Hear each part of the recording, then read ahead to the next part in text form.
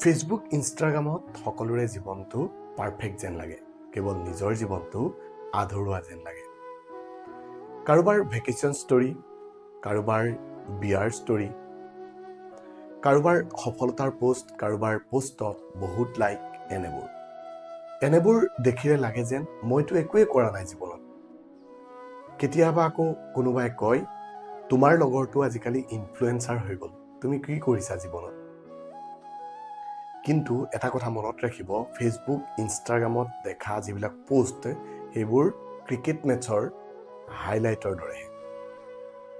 কাৰোবাৰ নিশাৰ টোপনি ক্ষতি, ষ্ট্ৰেছ, ষ্ট্ৰাগল, এইবিলাক আমি কিন্তু সেই পোষ্টবোৰত নেদেখোঁ। তুলনা তেতিয়া বিপদজনক হৈ পৰে যেতিয়া আনৰ এডিটেড জীৱন এটাৰ সৈতে নিজকে তুলনা কৰোঁ। সেইবাবে আনৰ সৈতে নিজক তুলনা কেতিয়াও নকৰিব। কথাটো অতিকৈ গুৰুত্বপূৰ্ণ, মনত ৰাখিব আৰু এটা কমেণ্ট কৰিব।